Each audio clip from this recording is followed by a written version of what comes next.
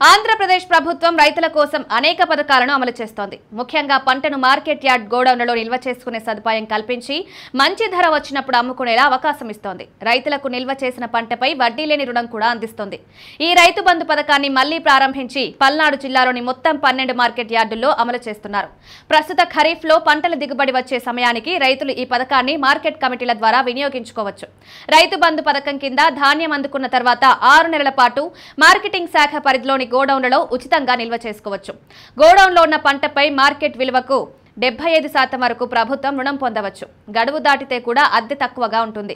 నిల్వ చేసిన ధాన్యానికి బీమా సదుపాయం ఉంటుంది. ఈ రుణానికి 180 రోజుల వరకు వడ్డీ ఉండదు. కానీ 181 నుంచి 270 రోజుల వరకు 12% వడ్డీ చెల్లించాలి. గతంలో మొదట 50,000 రుణం మాత్రమే ఇచ్చేవారు. తర్వాత అది 1,00,000కు పెంచారు. గత ప్రభుత్వం 2 లక్షల వరకు రుణం పొందేలా ఉత్తర్వులు ఇచ్చినా అమలు కాలేదు. ఈ పథకాన్ని వినుకొండలో రైతులు సద్వినియోగం చేసుకుంటున్నారు.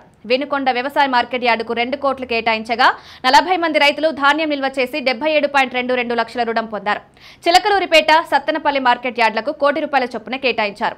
క్రోసూరుకు 60 లక్షలు, గురజాలకు 50 లక్షలు, రొప్పిచర్లకు 50, ఈపూరుకు 20, దుర్గికి 30 లక్షలు మంజూరు చేశారు. మరికొన్ని యార్డులకు నిధులు విడుదల చేయాల్సి ఉంది. మార్కెటింగ్ శాఖ అధికారులు రైతులు ఈ పథకాన్ని సద్వినియోగం చేసుకోవాలని సూచిస్తున్నారు. రైతులు తమ పరిధిలోని వ్యవసాయ మార్కెట్ కమిటీ కార్యదర్శులను సంప్రదించి మరిన్ని వివరాలు తెలుసుకోవచ్చు. పంట దిగుబడి వచ్చిన వెంటనే ఈ పథకం లబ్ధి పొందే అవకాశం ఉంటుంది కాబట్టి రైతులు ఈ అవకాశాన్ని తప్పక వినియోగించుకోవాలి.